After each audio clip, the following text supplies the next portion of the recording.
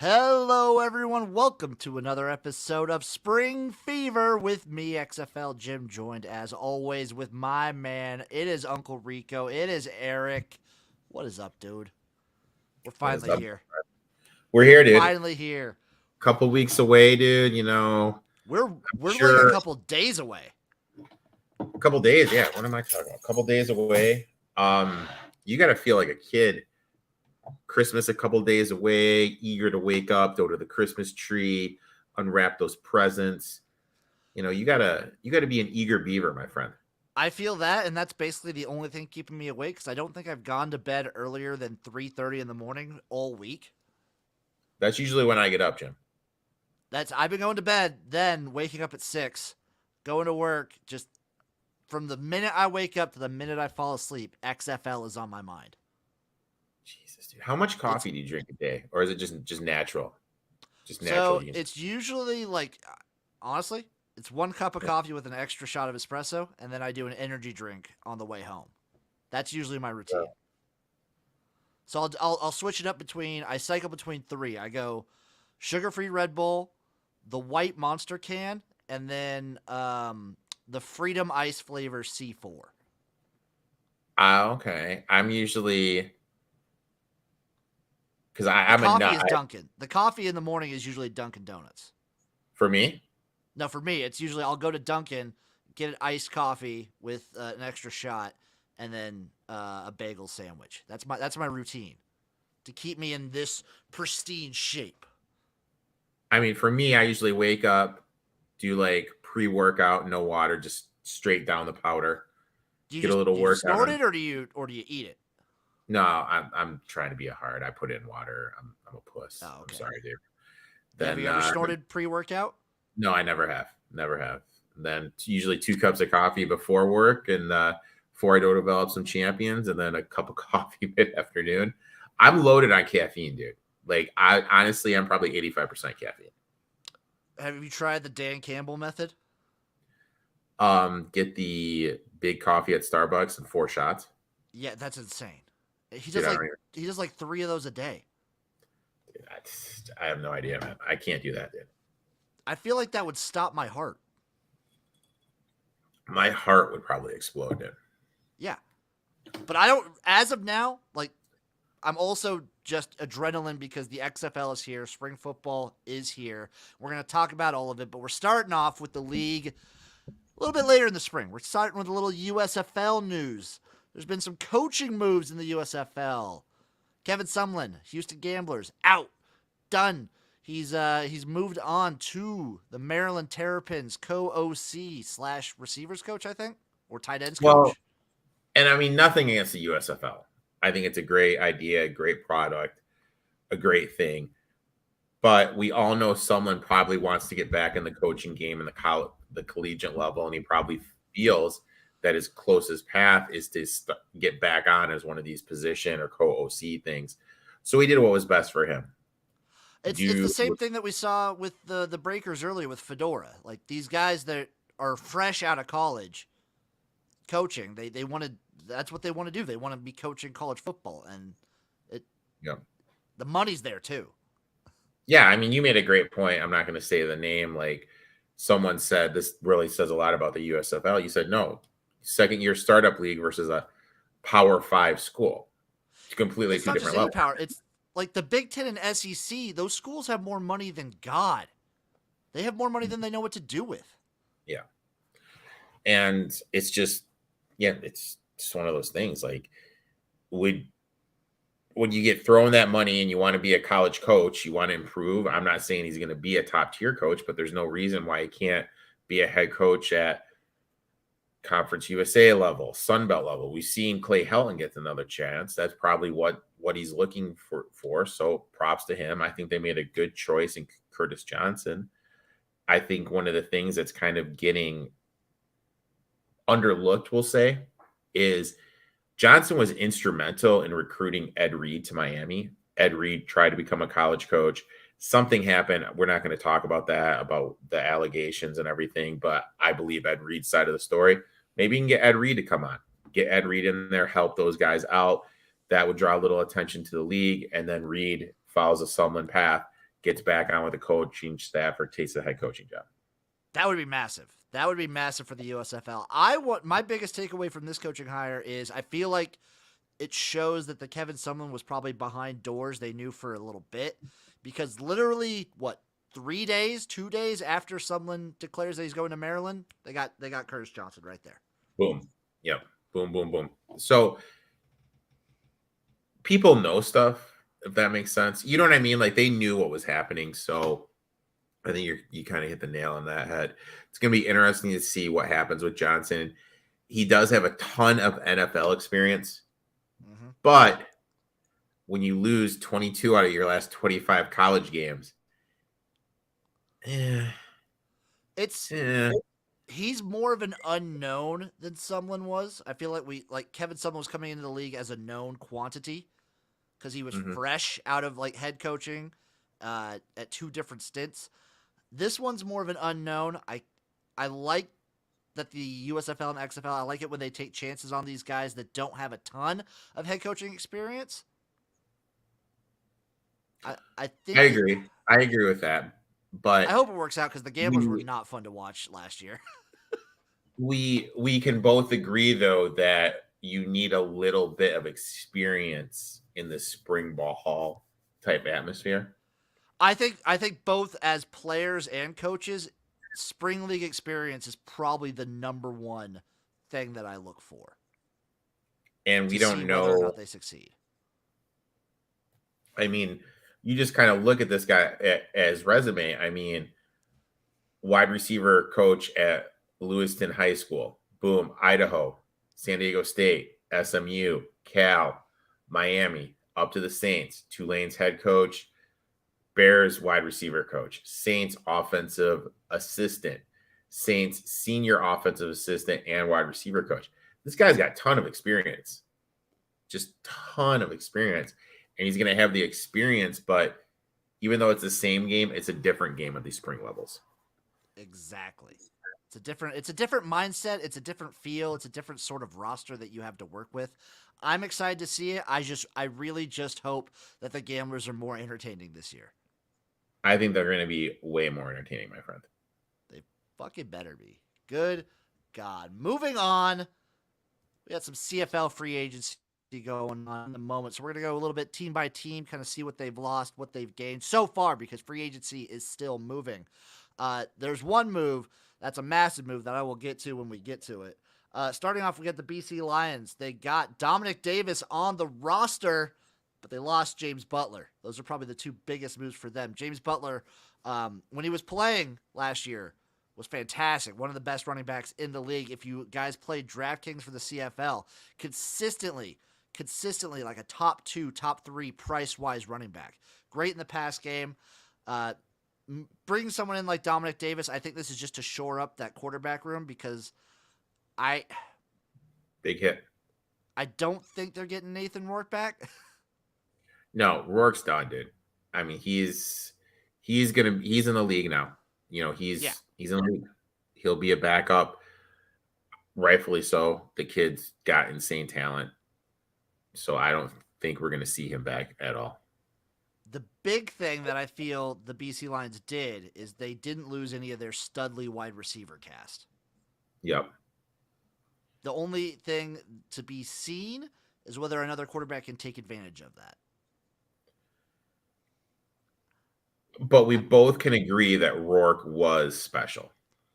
Rourke was one of the most amazing, not just CFL, but like any league I've seen. He came out I loved him at Ohio. I loved him in the MAC. He came in the CFL, dominated, looked fantastic, was balling out of control, and then like all beautiful things gone too soon. Yeah, but good for him though. You know, that's what he's trying to get, and you know, hopefully this opens up the door for more CFL players to get a little sniff in the league. The Stampeders haven't done too much right now. They're kind of just moving like defensive players all over the place. I don't expect a lot of change on that team based on the roster movement so far, so we'll just skip right past them to the Edmonton Elks. They lose Kenny Lawler, their number one receiver, and they add Steven Dunbar. Man, I talked about this guy a lot. He was incredible last year for the Hamilton Tiger Cats. He is a big body guy. I think he's now the highest paid receiver in the league because the Elks just have ungodly amounts of money for some reason. Yep. I'm But going to try and look up his salary. what does this do, though? I mean, does this do anything for the team? I think that move by itself is a lateral move, but I think they made it knowing they were going to lose Lawler. Mm-hmm. So they bring in another Another one. another like receiver one. Sammy Coates is a good addition as well. Yeah. Eugene Lewis is also big. It's this receiving group for the Elks. There's not going to be any excuses for the Edmonton Elks and my boy Taylor Cornelius. So Dunbar's getting $495,000 for the 1 year contract, and then let me see what Eugene Lewis is getting. Eugene Lewis, 300. So those two alone getting that buku bucks, baby. That's a lot of cheddar, my friend. That is an absolute ton of cheddar. Well, I mean, that's why they're the number 2 pro league. Yeah, that's a lot of money, dude. The big players will get some bank, dude. The Rough Riders, if you look at the Rough Riders free agency list, they lost and gained a ton. So they lose Cody Fajardo.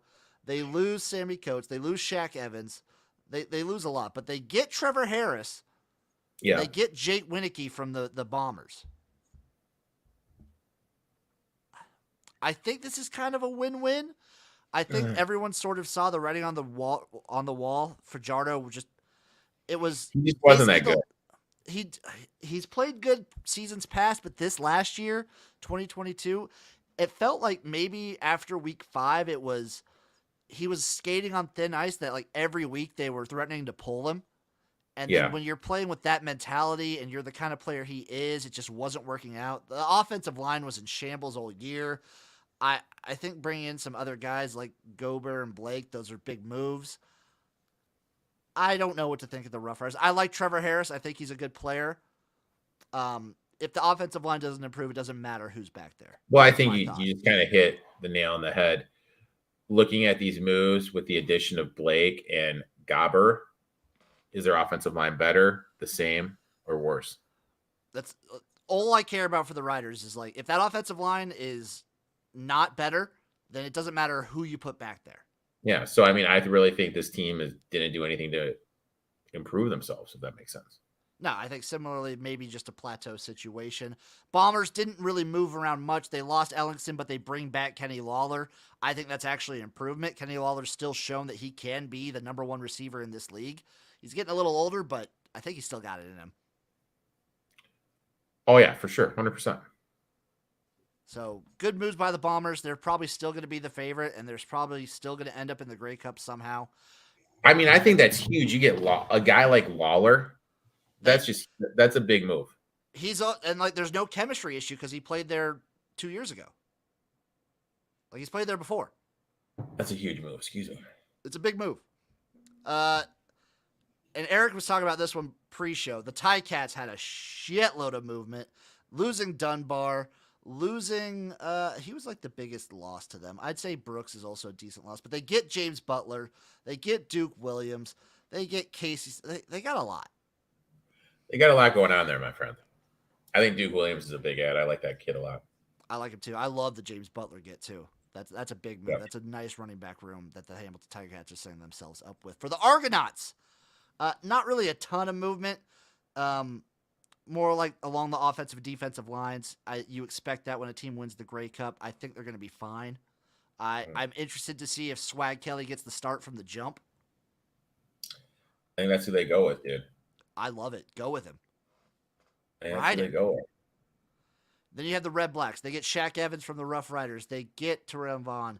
They lose Caleb Evans. They lose Darius Sirocco. I think Caleb Evans, the loss is on the assumption that Masoli's going to be starting.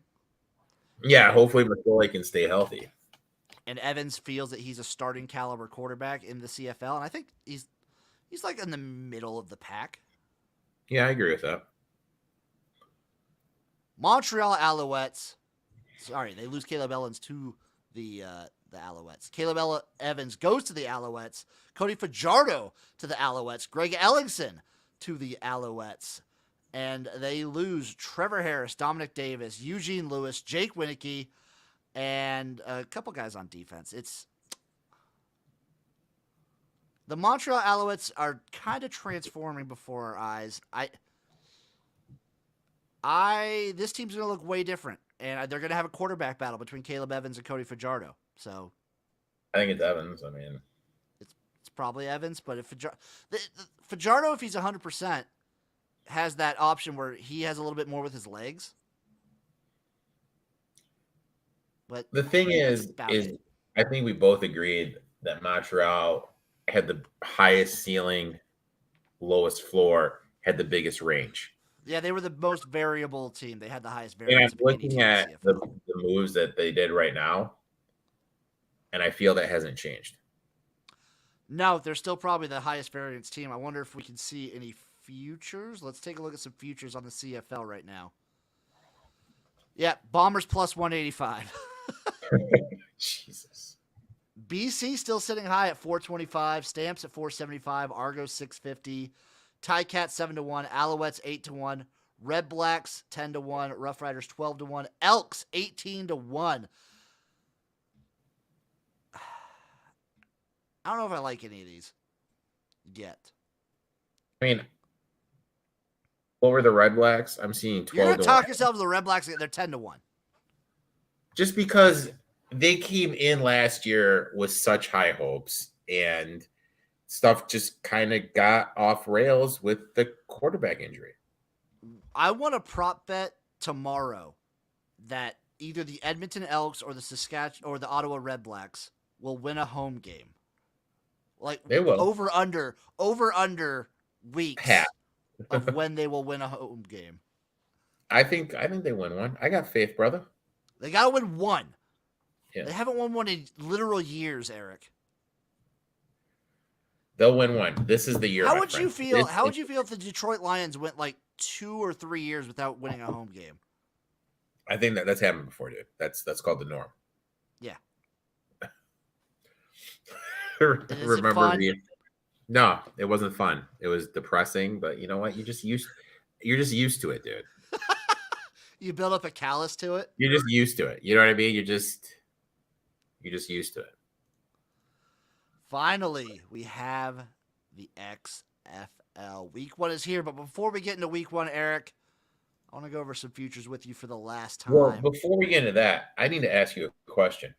Ask away. There's a big game last weekend, and I noticed there was finally some publicity on the USFL during the big game. They were blasting those commercials during the whole game. Throwing a little shade. What'd you think of that? Yeah, the real football starts in 8 weeks comment. Yeah. What'd you think of that?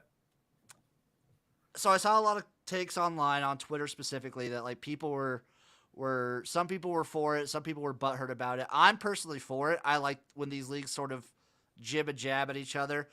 I mean, USFL fans don't like that ESPN didn't cover the USFL at all last year, and I get that.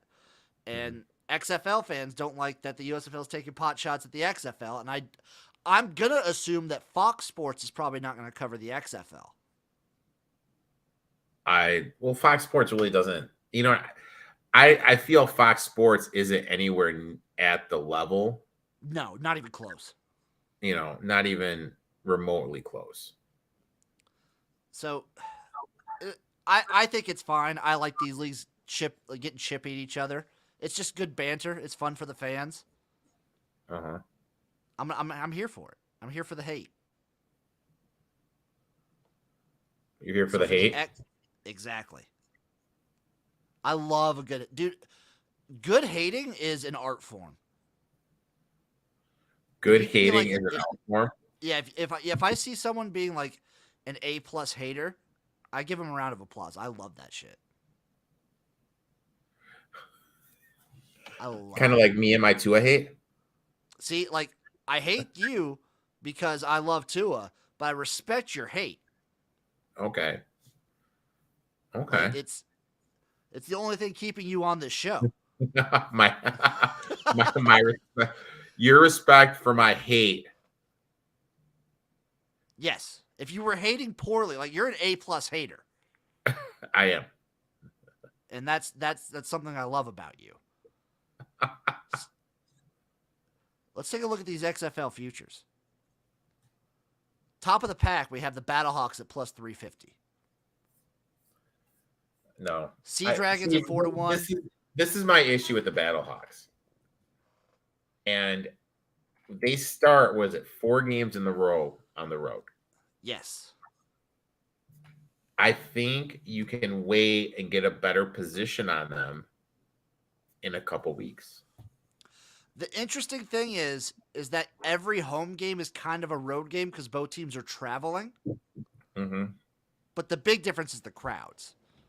Yeah, exactly. They'll still be in front of their you know what I mean? They'll still be in front of a home crowd, Exactly. even though they're going to be traveling from the hub city. Yes. So I think the crowds, especially in like the fact that they're playing in a dome, they're going to be probably the highest selling crowd. I think that's going to be the major difference for them is that home environment. exactly, and then you get those couple games in a row, but they start out 4 in a row. You're just going to get a better price, man. I think Because so this too. market I right think now you is come not really in changed. like either before week 3 or after week 3. You might be Yep. seeing like some 5-1s if you Yep. like the Battlehawks. Dragons Or coming in at 4-1. you know what, dude? I was thinking about this today when I was on the Pelly pedaling away. Are we just buying the Bianucci hype, the freaking Josh Gordon hype, just a little bit too much? I think it's a combination of that plus I feel like when people like they remember back to the XFL in 2020, they see June Jones' name there. Yeah. They put a lot of faith in that. I put a lot of faith in that. I think the Sea Dragons are going to be good. But we talked about in our team preview. I think Ben DiNucci will be a good quarterback. Yeah. I think this team's entire offense rests on how good Josh Gordon is. Which is a bit and don't get me wrong, like I don't wish anyone harm, but that's a big person to take a gamble on. Yeah, like so because the other receivers they have are fine, in my opinion. Yep. But by far and away, if Josh Gordon's 100%, he's the best player in the league. Okay. Is that a controversial statement? No. I don't think so. Like if he's 100%, I think as long as Josh Gordon's like at like 85%, this team will be fine. Will be good. I am skeptical on them being like this good. Renegades also 4-1. They've climbed. I believe they started out at like 550 or something like that. Why are the Renegades climbing? They're the hub city. Maybe people are listening to our show because we were pretty high on them. We love their offensive line. They're probably our second favorite offensive line. Quarterback situation's pretty good. Now, best special teams in the entire league. I think the main thing with them that we need to remember is they have Stoops too. And that did not matter in 2020. But this is someone that's been there. You know what I mean? Like he kind of knows what to expect. You know, I'm not saying like he's going to be the best coach, but when you look, I think he's like he kind of gets what's going to happen. He knows what's going to happen. It's a hub city. There's no travel for the team on the home teams. Yep. I think there's some stuff moving in the right direction for them, and I think they have some good interior things that are going to work their way. Not just Stoops though. Remember, both their offensive and defensive coordinators, Jonathan Hayes and Jay Hayes. Jonathan Hayes was the head coach of the St. Louis Battlehawks in 2020. Yep, that's right. This entire coaching staff is as just XFL 2020 all over it. Mm-hmm. Yep. So there's a lot of faith built into that. I think the Renegades are probably going to be like, I think they're obviously a top half team. Yep. I think the Renegades finish second. Really? In the regular season. I don't know if they come out of the first round of the playoffs, but I do think they make the playoffs. Okay. I think the Battlehawks probably make the playoffs too. I think so too. Next up, the Vegas Vipers, plus 450. They got their guy. They have their quarterback situation set up. I thought this team is fine. I don't know. I think they're like my going into the season. I'm gonna have power rankings coming out Friday, but off the top of my head, I think I have the Vipers sitting at like 7. Yeah, that's kind of where I have them too. I'm a little bit lower on them. I don't know. My thing is this: there's been workouts, practices, the whole 9 yards, and you bring in Huntley so late in the game. Like, what is that timing issue going to look like? It's true. It's a big factor. You know what I mean? Like, what is that going to look like? That's number one. I think they do have some. Be another team. On they their could defense. Be another team that if you like the Vipers, wait, because they might get off to a slow start as well, based on the quarterback situation. Exactly. Maybe watch them have a similar situation that the Generals had in the USFL, where Hundley's gonna not look that great or get hurt. They're gonna have to bring in the spring football grandpa Luis Perez, who has played in every spring league I can think of. Every single one. He's been in them all, dude. Orlando Guardians at 5-1. This team I think is, we talked about variance. I think this is the highest variance team possible in the XFL. Because we were previewing them, they were the last team we previewed. I was finding a lot of stuff I liked. This receiver room, like, they're probably my potential team. The receiving room looks good on paper. The linebackers look good. The special teams look pretty good. It all comes down to like how it all gels together. Yeah, but you can say that pretty much because here's the thing. We're looking at these. How can I say this? We don't know what the product on the field is going to look like. We just don't know. 100% speculation. Piecing together what we've seen from these players in college or in other professional leagues. And we're banking it on that, but we don't know if the pieces on the field are going to gel. I think one of the big things that when we go to the Renegades that they're going to have going for them is they have the quarterback in oh my god, I'm spacing on the guy's name. Sloter. But yet they also got the tight end from the Breakers as well. So you have someone that has a connected relationship going in. So Stroller can rely on him in big situations during the game. He knows what he's going to do. Those guys, this is basically, even though they're in a different league, different team, their second year playing with each other. Not to mention the Renegades specifically, they did grab a couple guys from the Battlehawks in 2020. So both the Hayes brothers have experience with some of the players on this roster. Yeah. So I think we need to remember that while these teams may look good on paper, it's paper. We need to kind of see what they got on week 1, see the adjustments to week 2. Then I think week 3 will be able to have a good assessment what these teams are. I think we won't have a great assessment until week 5. See, dude, I have the patience of a 4-year-old. I expect the second drive. I know what they are. Well, I think the teams that are great, you'll know by week 3.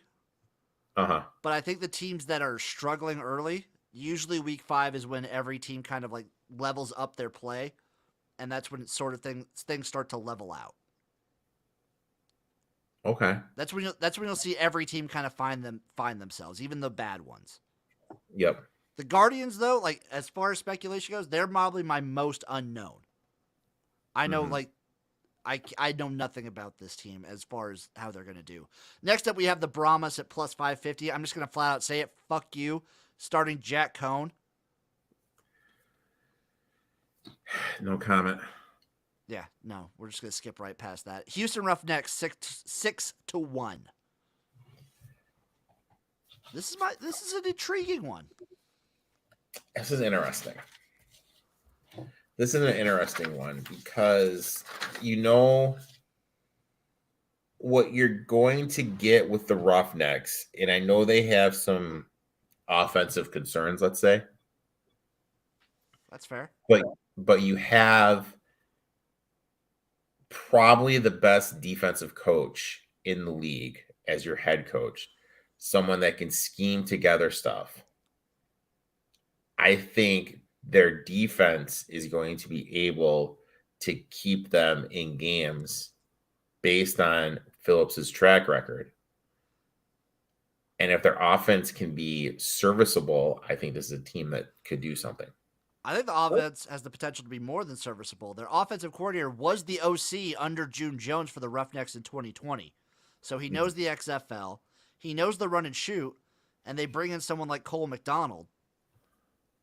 But again, we don't know what we're getting with Cole. We don't know. We flat out don't know. But I talked about it, and I'm going to talk about it in my individual team preview for the Roughnecks. No matter good or bad, when you put Cole McDonald on the football field, it's entertaining. That is true.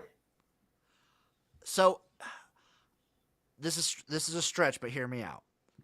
The Houston Roughnecks are the XFL version, the bizarro XFL version of the Los Angeles Rams when Phillips was the defensive coordinator there.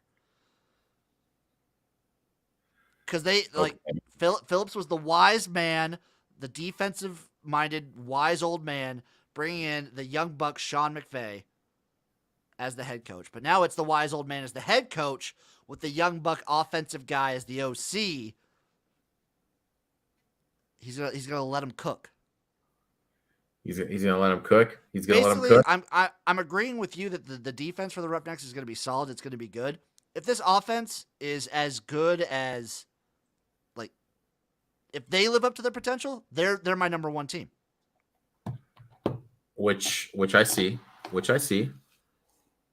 Last but not least, we have the DC Defenders plus 650. This team's getting a lot, like you mentioned when we were talking earlier. I've seen a lot of publications giving them love. Yeah, So, I like, Erik, you know me. I like making predictions. I like making takes. I'm often wrong. But I am labeling the DC Defenders as my benchmark team. Every league has a benchmark team where the bad teams lose to them, the good teams beat them. USFL was the Bandits. The Bandits didn't lose to any bad team, but they didn't win against a lot of the good teams. They lost consistently to the Breakers. They lost consistently to the Stallions. They lost to the Generals and the Stars. Yep. I think the DC Defenders will be like the 5th ranked team in the league. That's where I'm slotting them right there at number 5. Okay, I see that. It's probably going to be Jordan Thomas to start, and if it is, similar issues. They got him in late. They got him in pretty late. Yeah. I know you really want your boy. My boy King should be starting. That's a mistake. Not a fan. I love both players. I think Derek King has a little bit better of a tool set than Jordan Ta'amu, but I love Jordan Ta'amu to death. So, before we get to the XFL lines, shout out Shea Patterson's in the CFL now, by the way, for the Rough Riders. International man of mystery back in the CFL, Shea Patterson. How this guy keeps on just getting chances will always. And it's a step up, too. It's a step up. Well, it's a step up, but he's probably he probably won't start. Oh, I know. He won't start. I think Shane Patterson's awful, but that's just me. I just like the international man of mystery bit. The international man of mystery, Shane Patterson. Now, Erik, we are finally here. Week 1 of the XFL. Let's get into it. Vipers at Renegades. Renegades sitting at 2.5, minus 2.5, over under of 37. I like the Renegades here. Excuse me. More depth, better in the trenches. We talked about the Slaughter and Camella connection. I think is going to be huge. And the Huntley timing. We don't know the timing that Huntley is going to have. I like that. I'm going to take the first half under, depending on what the number is. But I did lock in the Renegades minus the points. I don't care what the number is. Week 1, I'm taking the first half under. I took the full game under as well, and I'm also on the Renegades. I wrote an article kind of going over all these spring leagues and trends and things like that. I hope that makes you proud of me. That I looked at trends for the USFL, AAF, and XFL in 2020. I'm cheering. So week 1, especially, but week 1 and week 2, we're kind of like Erik said, we're going all off of speculation. So if you have any feelings, if you like a favorite, especially, the lines are going to be as tight as they're going to be week 1. Yep. Like the Renegades might, realistically, they maybe should be like a 6-point favorite at home to the Vipers or a 4-point favorite. And you're always, week 1, you're always, especially when it's the first year of the league, you're always going to be getting like a -2. Yep. And then next week, you're going to be getting huge over adjustment. Exactly. The only thing that doesn't adjust is the totals. Yeah. The totals take a little while to adjust, but you'll see these spreads adjust big time. Yeah, I'm lockstep with you on the Renegades minus 2.5. Oh, I'm on the under 37. Guardians at Roughnecks. The Roughnecks are sitting at minus 2.5, over under of 36. So it looks like Paxton Lynch is going to be the starter for the Guardians from what I was looking online. Yeah, against the Wade so far defense. I think that pretty much sums up what you need to do here. So far, the Brahmas are the only ones that have confirmed a starter, but signs are pointing towards Paxton Lynch for the Guardians, which I hate it. So, yeah, I'm on the Roughnecks minus the 2.5. I'm on the under 36. Battlehawks at the Brahmas. Battlehawks minus 2.5, over under of 36. I mean, so here's Jack my Cohn's thing. Getting the start. But also, I was thinking about this. Now, just hear me out. Hear me out. The one thing that we've learned is people show up at the Alamo Dome. Oh, they'll have the biggest crowd week 1. How is that going to affect the Battlehawks? That's fair. That is my one thing. I'm not doing anything in this game. And I do personally really like the Brahmas defense. Yeah. At least on paper. I like the Brahmas defense on paper. I would love the Brahmas here if they weren't starting Jack Cohn. Fair. I think the Battlehawks win. I think it's probably not by a lot. I think it's probably closer. I'd like, if it was a 3, I'd probably take the Brahmas. That's kind of where I'm at. But you know me, Erik. With these spring leagues, I'm picking every game. Dude, I have no idea how you do that, my man. But I respect you. Salute to you as well. But I'll pick every game in every spring league. And because Jack Cohn's getting the start, and because I like this Brahmas defense, I'm taking the under 36. Sup, Kev? I agree with that, but like I said, like that Alamo Dome is going to be so loud. This is their first game. There's going to be timing issues. That's why I like the under. We could see, you know what I mean? We could see a couple turnovers that happen with the Battlehawks, and then next thing you know, the game just gets away from them. It's going to be with Jack Cohn starting. It's going to be an 11-7. That's the score. Battlehawks win 11-7. 11-7. Well, there's no extra points. Yeah, that's true. There's no extra point. Maybe they win 9-7. No, 9-6. I would 9-6. love to bet. This would be a game where I'd bet a defensive touchdown prop. Ooh, I would love that too. Last game, Seattle Sea Dragons at the DC Defenders. Defenders are minus 1.5, over under 36. if you folks remember, Dragons Defenders was the game that kicked off the entire season in 2020. Yep. Now, this is an interesting one. We're talking regular season, Kev. we're talking regular season, week one. Week one. So here's my thing. I don't get the hype of this Defenders team. I don't either. I don't get in it. And there's been so much line movement. But on the flip side, I don't know what we're getting with the Seahawks. I think the Seahawks, because of Josh Gordon, because of DiNucci, I think they're getting a lot of pub just because of name recognition. So at the end of the day, for me, like I said, I'm going to be on the first half under for pretty much every game because I expect these teams to come out cold. There's going to be timing issues. Defenses will be ahead of the offense. So I'll obviously be on the first half under in this game. But in terms of side, I'm probably not going to do anything. I like the Sea Dragons outright. I like the under. And I'm not going to take the +1.5. I'm just going to take them on the money line. I'm going to take that risk. Look at you, Jimbo. Look at you. I'm going to take the risk. What was I? Oh, here's what I was trying to look up. Okay, so if you look back, 2020, only one over hit. But the totals were way different. So, goddamn, these totals were insane back in 2020. 50.5, 51, 52, 52.5 were the totals. Well, those are insane. The spreads were crazier too. 8.5, 6.5, 9.5. But I think like betting's just become so much more main. Yeah, books have sharpened up on these leagues. They've gotten sharp. Yeah, I still like the unders. Love the first half unders. That's probably like first half unders are gonna be my favorite play of the week. I'm gonna say it. I'm gonna parlay all first half unders, all 4 of them. It's gonna happen. Okay.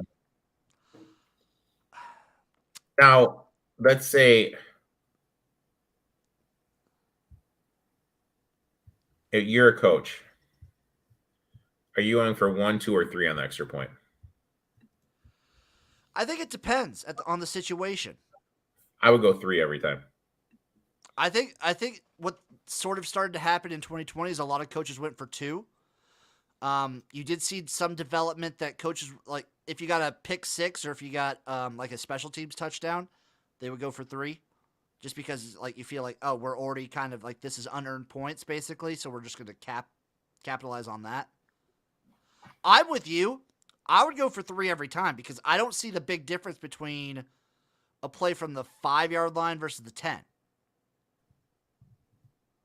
You only have one shot either way. Yep. So I would I'd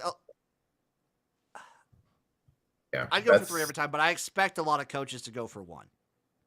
I think a lot of coaches are going to start going for 1, and then they're going to look to go for it if that proceed as it goes.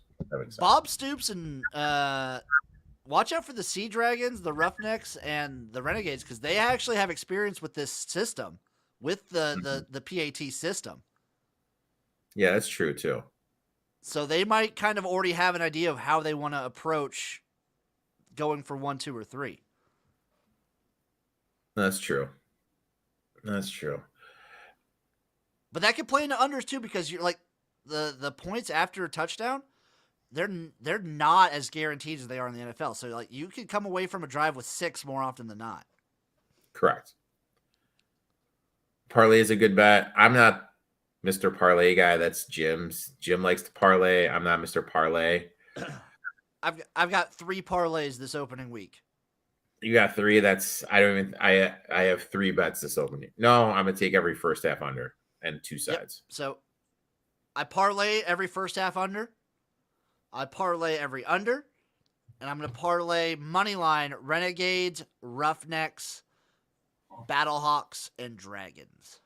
That's like a +970. Jeez, Jim, just look at you, man. I'm excited. Look at you. I'm creaming my pants here over this league. But Spring you know what, football's dude? here. I love you to death, man. But that's a little too much TMI for me, man. No, there's no such thing when it comes to the XFL. No such thing when it comes to the XFL. Oh, that's week 1 preview in the books. Erik, where can the people find you? They can find me at etoff21 on Twitter, etoff21 Sports on Instagram, TikTok. Also, my YouTube channel, XFL Jim, was the special guest on the etoff21 Sports show last night. And we just so happened to give out the Falcons 75-1 to win the old Super Bowl. Guess who it's rumored that a certain starting quarterback is going to be traded to there? Lamar Jackson. Ooh, but you hated Lamar Jackson. You know what? I hate Lamar Jackson. I do. But he goes there. That's a great system for him. He's got Drake London. He's got Kyle Pitts. He's got the running back. I was gonna say, that run game would be so good. That would be insane. Like the Falcons are the betting favorite right now. And we got them, they've already dropped down to 60, 55 at some shops. So sharp money, baby. Head of the curve, my friend. Head of the curve.